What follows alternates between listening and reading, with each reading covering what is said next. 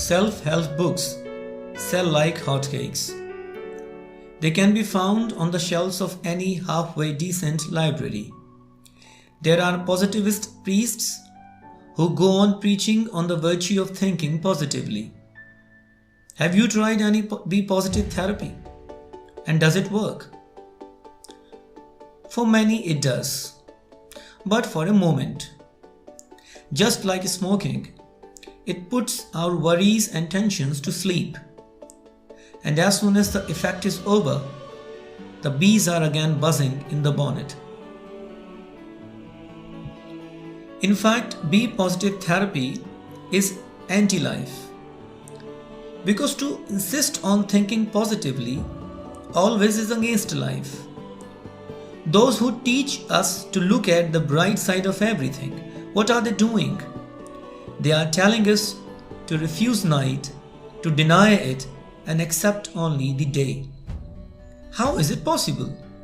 Positive thinking causes a kind of split in our mind. It forces us to live life half-heartedly, to accept only one half of life. And how can one look at only bright side when the dark side is already there? And the whole effort not to look at the dark side makes it more prominent in our thinking. Our mind is actually obsessed with it. We are haunted. Those who go on trying to be positive are in fact very negative people. And they are negative because of this obsession. They are negative simply because they are against life. They are obsessed with being positive. They are living a very unnatural life because life consists of two poles. You cannot avoid one pole because life moves between these two poles, the positive and the negative. How can one remain clung to one pole only? And if one desires so, one is bound to stagnate because then one will lose the movement. While one will remain clung to one pole only, then where will be the movement? Life is a flow between the two poles, and that is the beauty of life. Only one who knows how to flow with life can enjoy life. And this is why one who is clung to positivity is frustrated. And remember, Be Positive therapy always fails. It is bound to.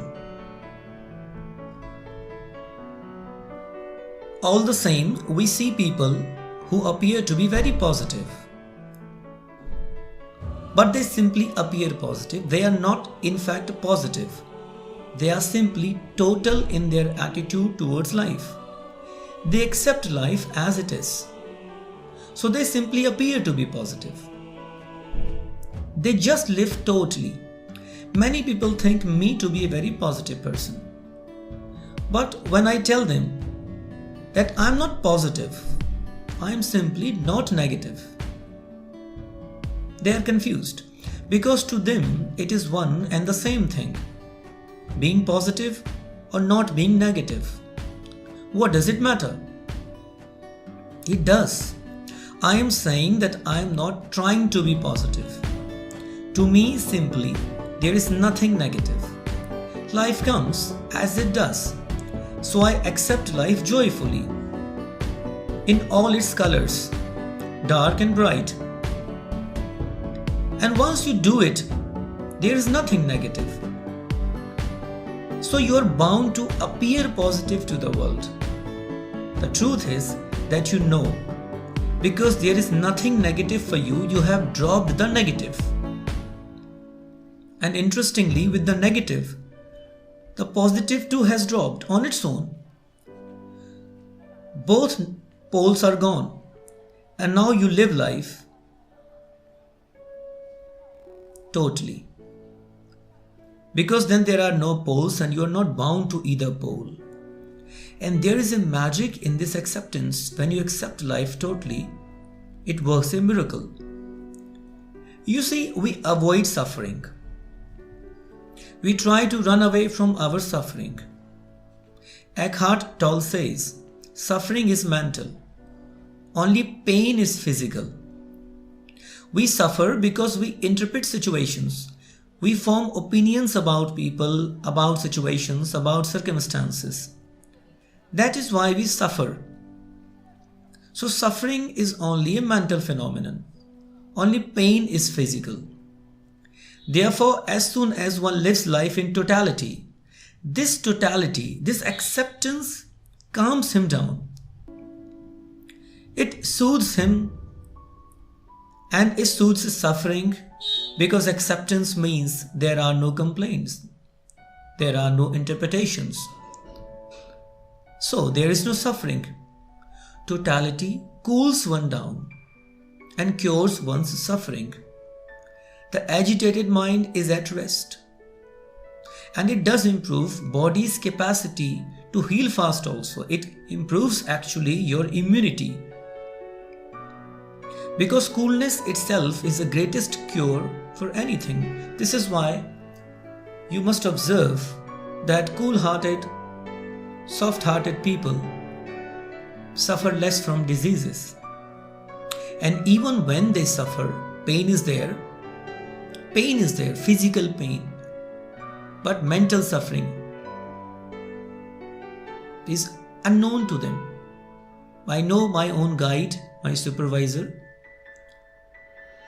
I have never ever seen her complaining about anything at all. She is old now, and even at this age when many people, old folks, their only job becomes just to complain about one thing or the other. They do not want to accept life. My guide has so beautifully accepted even the physical troubles of old age. She does not suffer. She has no suffering. Now, totality brings this coolness, whereas positive thinking agitates the mind, because one is always struggling to achieve something which is impossible to achieve. And it deprives us of all kinds of joy. Let us take an example. Positive thinking means there is always a desire for the rest, for relaxation, and one does not want to be tired. Okay? One works simply with his eyes at the rest, at the future joy. Now, one who does not know the depth of tiredness can never know the joy of rest also. Reflect on it. Only he can enjoy rest who is tired. He accepts tiredness, then he enjoys rest too. But positive thinking means, well, just past these moments of tiredness, somehow they are a burden, tolerate them. And this half-hearted living takes away the joy of rest also. Because one who has not lived tiredness intensely can never live rest intensely either. This way life becomes lukewarm. Positive thinking deprives us of depth, whereas totality teaches us acceptance. One who knows the beauty of acceptance will know the blessing of rest also. So live life totally, accept everything joyfully. Then you will know the miracle life is.